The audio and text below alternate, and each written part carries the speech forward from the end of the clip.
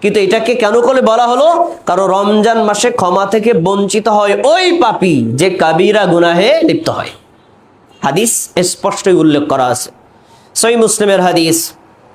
আবু হুরায়রা রাদিয়াল্লাহু আনহু বলেন, রাসূলুল্লাহ সাল্লাল্লাহু আলাইহি ওয়াসাল্লাম বলেছেন, আস-সালাওয়াতুল খামস ওয়াল জুমআতু ইলাল জুমআ ওয়া রামাদানু ইলা রামাদান মুকাফফিরাতুম মা বাইনাহুন্না।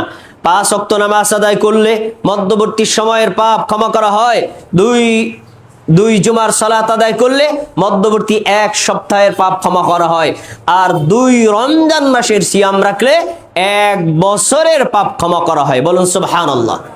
আমি যদি এখানেই ফুল স্টপ করি, হাদিসের হক আদায় হবে না। পরে গুরুত্বপূর্ণ একটা শর্ত দেওয়া আছে, ইযা জাতানাবাল কাবাইর।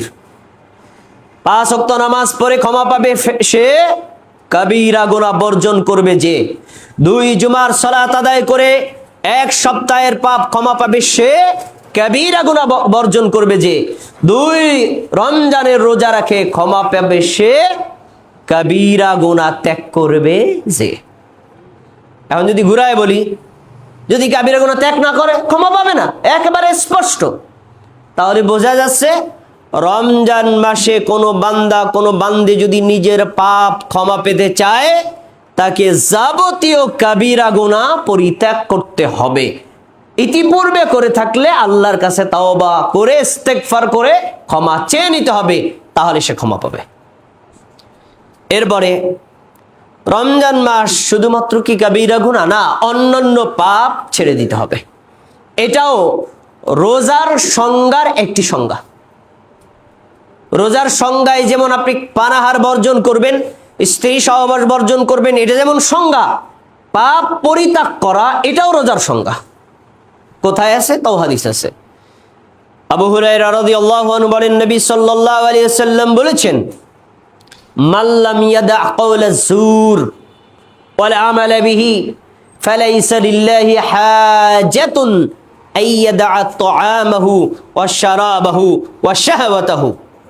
যে বান্দা আর যে বান্দি রমজান মাসে রোজা রেখেও অনর্থক কথা, মিথ্যা পাপ অথবা গুনার কাজ, অশ্লীল কাজ এগুলো বর্জন করতে পারলো না, ওই লোকটা না খেয়ে থাকা আল্লাহর কোনো দরকার নাই। ওই লোকটা পানি পান বর্জন করার আল্লাহর কোনো প্রয়োজন নাই। ওই লোকটার স্ত্রী সহবাস বর্জন করে রোজা রাখার আল্লাহর কোনো দরকার নেই। হাদিস। তাহলে বোঝা গেল, এক লোক দিনের বেলায় পানি পান করে না, খাবার খায় না, স্ত্রী সহবাস করে না, এই 3টা বর্জন করে রোজা রেখেছে, অন্য পাপ করে, এই পাপরত অবস্থায় রোজা রেখে আল্লাহর কাছে কোনো ভ্যালু নাই। তাহলে আমরা রোজার আরেকটা সংজ্ঞা এখান থেকে নিয়ে আসতে পারি, রোজা বান্দাকে যাবতীয় পাপ থেকে বর্জন শিক্ষা দেবে।